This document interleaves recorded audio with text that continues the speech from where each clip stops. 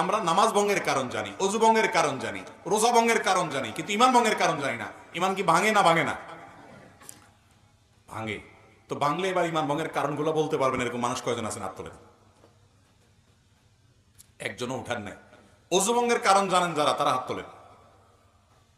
সবাই জানেন, মাশাআল্লাহ। তাহলে অজু ভঙ্গের কারণ জানেন, নামাজ ভঙ্গের কারণ জানেন। অজু ভাঙলে, নামাজ ভাঙলে সেটা বড় বিষয় না ইমান ভাঙলে সেটা বড় বিষয়? ইমান ভাঙলে সেটা বড় বিষয় না? ইমান কিসে ভাঙে আপনি যদি না জানেন, তাহলে জোড়া লাগাবেন কেমন? ভাঙলে আবার সেটা আবার নবায়ন করবেন, রিপেয়ার করবেন কিভাবে? রিপেয়ার যদি না করতে পারেন, আপনার বয়স 80-90 চলে গেছে, ইমান কতবার ভেঙে বসে আছে আপনি জানেনও না, জোড়া লাগান নাই, তাহলে তো আপনি বেঈমান হয়ে দুনিয়া থেকে যাচ্ছেন। ডেঞ্জারাস না বিষয়টা? এই যে ইমান ভঙ্গের কারণগুলো সম্পর্কে জানা দরকার আছে না নাই? আমি এক নজরে সংক্ষেপে বলে দিচ্ছি। ইমান ভঙ্গের কারণগুলোকে ওলামায়ে কেরাম নানাভাবে ব্যাখ্যা করেছেন। মৌলিক কারণ খুবই কম। এর ভিতরে প্রসিদ্ধ একটা ব্যাখ্যা হলো যে ইমান ভঙ্গের 10টি কারণ আছে। এই 10টি কারণের ভিতরে সর্বপ্রথম কারণ হলো শিরকে আকবর করা, আল্লাহর সঙ্গে কাউকে শরীক সাব্যস্ত করা। আল্লাহকে যেভাবে ইবাদত করছেন, একই ইবাদত কোনো পীর সাহেবরে, কোনো কবরকে করলেন। আপনি আল্লাহকে যেভাবে উপাসনা করতেছেন, সেই উপাসনাটা যদি কোনো মানুষকে করেন, আল্লাহকে যে ইবাদত নিবেদন করতেছেন সেই ইবাদত একইভাবে অন্য কোনো মানুষ বা ব্যক্তিকে বা কোনো বস্তুকে করেন, যেভাবে মুশরিকরা কোনো মূর্তির সামনে ইবাদত করে সে যেরকম শিরকে লিপ্ত হয়, মুশরিক হয়ে যায়, মুসলমানের সন্তান ঈমান আনার পর যদি শিরকে আকবর করে, তাহলে সেক্ষেত্রে সে কি হয়? মুশরিক হয়। এই বড় শিরক, এটা ঈমান ভঙ্গের কারণ। বড় শিরক কিভাবে হয়, বিস্তারিত হয়, এগুলো আমরা জানবো ইনশাআল্লাহ বিইذনিল্লাহ অন্য কোনো আলোচনায়। দ্বিতীয়ত, আল্লাহর সাথে বান্দার যদি কোনো মিডিয়া সাব্যস্ত করেন, কিরকম মিডিয়া? যে এর ছাড়া আল্লাহরে পাওয়া যাবে না। যেমন আমাদের অনেক ধর্মের ভাইরা মনে করেন যে আল্লাহকে পাইতে হইলে সরাসরি পাওয়া যাবে না, বিভিন্ন দেবতা ধরতে হবে, এই জন্য অনেক দেবতার পুজো করে তারপরে ঈশ্বর পর্যন্ত, আল্লাহ পর্যন্ত যেতে হবে। ইমানদার যদি মনে করে যে আল্লাহকে পাইতে হইলে আল্লাহর বিভিন্ন ভায়া আছে, এগুলো ধরতে হবে, ওনাদেরকে ছাড়া আল্লাহকে পাওয়া যাবে না, এরকম যদি মনে হয় এবং আল্লাহর ইবাদতটা তাদের মাধ্যমে করে, তাহলে সেটাও ঈমান ভঙ্গের কারণ। তৃতীয়ত, ঈমান ভঙ্গের কারণ হলো যে যদি কেউ মনে করে যে ব্যক্তি অমুসলমান, কাফের, ভিন্ন ধর্মের অনুসারী, বেঈমান, ঈমান আনেন নাই, মনে করে যে না তারটাও ঠিক আছে, তাহলে এই লোক বেঈমান, এই লোক ঈমান থেকে খারিজ হয়ে যায়, এটা ঈমান ভঙ্গ হয়ে যাওয়ার মতো কারণ। কারণ আপনি একটা লোক আল্লাহর প্রতি অবিশ্বাসী, আপনি বললেন না তারটাও ঠিক আছে। আমাদের অনেক মুসলমান ভাইরা আছে আজকাল, তাদের বিশ্বাসগুলো গোলালু মার্কা বিশ্বাস হয়ে গেছে। তাদের বিশ্বাসগুলো এখন আপনার শৈথিল্য প্রদর্শনকারীদের বিশ্বাস হয়ে গেছে। কিরকম সেটা? বলে যে সব ধর্মই ঠিক আছে। এরকম কিছু সুশীল আছে না, সুশীল, এই সুশীল টাইপের মুসলমান আছে কিছু, যে বেশি ভালো সাজে, বলে যে সব ধর্মই ঠিক আছে। সব ধর্মই তো ভালো কথা বলে। যেই ব্যক্তি আপনার মালিকের অস্তিত্বই স্বীকার করে না বা মালিকের একত্ববাদের স্বীকৃতিই দেয় না, সে কিভাবে ঠিক থাকে? তার অনেক ভালো কাজ থাকতে পারে, ভালো কাজকে আপনি ভালো বলেন, কিন্তু সে কখনো আল্লাহর কাছে গ্রহণযোগ্য ইমানদার হতে, সে ইমানদারই না, আল্লাহর কাছে গ্রহণযোগ্য বান্দা হতে পারে না। এই জন্য যে বেঈমান তাকে বেঈমান মনে করতে হবে, যে ইমানদার তাকে ইমানদার মনে করতে হবে। তার সাথে আপনাকে মারামারি করতে কেউ বলে নেই, তারটা সে করুক, বাধাও দিতে বলে নেই, তারটা সে করুক, কিন্তু আপনার মনে রাখতে হবে এটা ইসলাম, এটা কুফর, এটা ঈমান, এটা বেঈমান, স্পষ্ট থাকতে হবে। আপনি যদি গোলালের মতো সব পাকায় ফেলান, এটা কিন্তু ঈমান ভঙ্গের কারণ হতে পারে। 4 নম্বর হলো, যদি কেউ মনে করে নবী করিম সাল্লাল্লাহু আলাইহি ওয়াসাল্লামের আদর্শের বাইরে অন্য কোনো আদর্শ আরো উত্তম আছে, বেটার আছে, এটা ঈমান ভঙ্গের কারণ হতে পারে।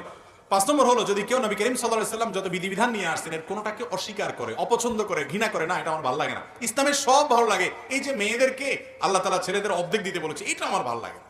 আছে না কিছু সুশীল এরকম বলে, আরে ভাই তোমার ভালো লাগাতে না লাগাতে কি আসে, তুমি কি বুঝবে আল্লাহ কেন অর্ধেক দিয়েছে?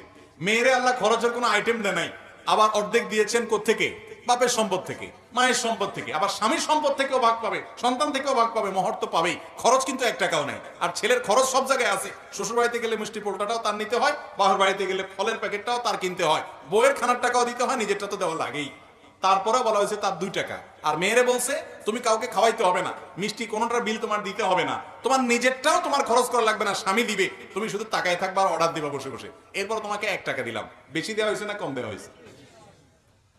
কিছু ভাই আছেন যাদের মাথায় বুদ্ধি শুদ্ধি এত কম, এরা হিসাব নিকাশ বুঝে না, অঙ্ক বুঝে না, বলে যে ইসলাম মেয়েদেরকে ঠকাইছে, আমার এটা ভালো লাগে না। আপনার বুঝে আসুক আর না আসুক, আল্লাহ তাআলা যা বলেছেন ওর ভিতরেই কল্যাণ আছে, আপনি হয়তো বুঝেন না। আপনি মানুষ হয়ে, সৃষ্টি হয়ে আল্লাহর সব নির্দেশের রহস্য কিভাবে বুঝবেন?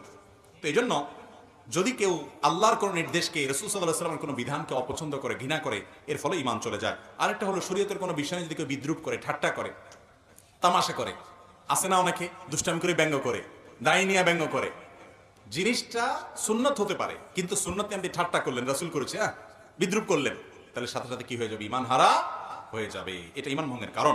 ঈমান ভঙ্গের আরেকটা কারণ হলো ইসলামের শত্রু যারা, তাদেরকে যারা প্রত্যক্ষ মদদ দেয়, সহযোগিতা করে ইসলামের শত্রুতা করার জন্য, এরা মুনাফিক, এর ফলে ঈমান ভঙ্গ হয়। ঈমান ভঙ্গের আরেকটা বড় কারণ হলো কেউ যদি মনে করে কিছু মানুষ আছে এরা ইসলামের গণ্ডির, ইসলামের বিধিবিধানের ঊর্ধ্বে উঠে গেছে, এদের নামাজ কালাম পড়া লাগে না। কিছু পিসাব দেখবেন তারা নামাজ কালাম পড়ে না, বলে না বাবা এগুলা করা লাগে না, বাবা অনেক ঊর্ধ্বের জগতের মানুষ। আছে না এরকম কিছু বাবা? আরে ভাই, আপনার বাবা এত ঊর্ধ্বে উঠে গেছে যে তার নামাজ পড়া লাগে না? আমার নবীজি সাল্লাল্লাহু আলাইহি সাল্লাম তিনি মৃত্যুর আগ মুহূর্তে, বুখারীর হাদিস, যে দুইজন সাহাবীর কাঁধে দুই হাত দিয়া হেঁটে হেঁটে মসজিদে যে নামাজ পড়ার মতো ক্ষমতা ছিল না। যারা মদিনায় গেছেন জানেন, ওনার কবরটা ছিল ওনার বাসা, আর ওনার মিম্বরটা থেকে এখানে কতটুকু দূরত্ব, আমাদের প্যান্ডেল থেকে ওই প্যান্ডেলের মাথা এত দূর হবে না, এত কাছে। এইটুক যাওয়া, হেঁটে যাওয়ার শক্তি ছিল না। তখন দুই সাহাবীর কাঁধে দুই হাত ভর করে তিনি দাঁড়িয়ে তাদের শরীরের উপরে ভার ছেড়ে দিয়ে পাওটাকে মাটির সাথে হেসড়াতে হেসড়াতে টানতে টানতে নিয়ে মসজিদে নামাজ পড়ছেন মৃত্যুর আগ মুহূর্ত পর্যন্ত। আর আপনার বাবার নামাজ পড়া লাগে না। এ বাবা কি ভণ্ড বাবা না? আল্লাহ কোরআনে বলছেন, ওয়াবুদ রাব্বাকা হাত্তা ইয়াতিয়াকাল ইয়াকিন, তোমরা আল্লাহর ইবাদত করো ইয়াকিন আসার আগ পর্যন্ত। বলে যে আমাদের বাবার ইয়াকিন এসে গেছে, আর লাগে না। অথচ এখানে ইয়াকিন শব্দের অর্থ হলো মৃত্যু। সব ইয়াকিন মানেই বাংলা ইয়াকিন না, বা বিশ্বাস না, দৃঢ়তা না। এখানে উদ্দেশ্য হলো ইয়াকিন মানে মৃত্যু। সমস্ত তাফসীর কিতাবগুলোতে লিখছি, এবং এটাই এটার ব্যাখ্যা। যাই হোক, তো যদি কোনো ব্যক্তি মনে করে যে তার ইবাদতবন্দি করা লাগে না, সে আফার লেভেলে উঠে গেছে, এটাও ঈমান ভঙ্গের কি হতে পারে? কারণ হতে পারে। ঈমান ভঙ্গের আরেকটা কারণ হলো জাদু। জাদুকে যদি কেউ হালাল মনে করে, জাদুতে লিপ্ত হয়, জাদু বলতে ব্ল্যাক ম্যাজিক যেটাকে বলা হয়, কুফরি কালামের মাধ্যমে মানুষের ক্ষতি করা হয়, আছে না নাই অনেকগুলো, এটাও ঈমান ভঙ্গের কারণ। এবং ঈমান ভঙ্গের আরেকটা কারণ হলো দ্বীনের ব্যাপারে একেবারে আপনার বেখেয়াল, একেবারে বেখবর। কিরকম বেখবর? ধরেন আপনার কখনো সে নামাজ পড়ে না, কখনো দিনের কোনো বিষয় নাই, নাম কাজতে শুধু মুসলমান, আর ইসলামের কোনো কিচ্ছুতে তার মধ্যে নাই, তাহলে এই ব্যক্তিকে মুসলমান বলার কারণ থাকতে পারে না, কারণ ইসলামের কোনো কিছুই তার মধ্যে দেখা যায় না। আল্লাহ তাআলা আমাদেরকে ঈমান ভঙ্গের কারণগুলো থেকে হেফাজত থাকার তৌফিক দান।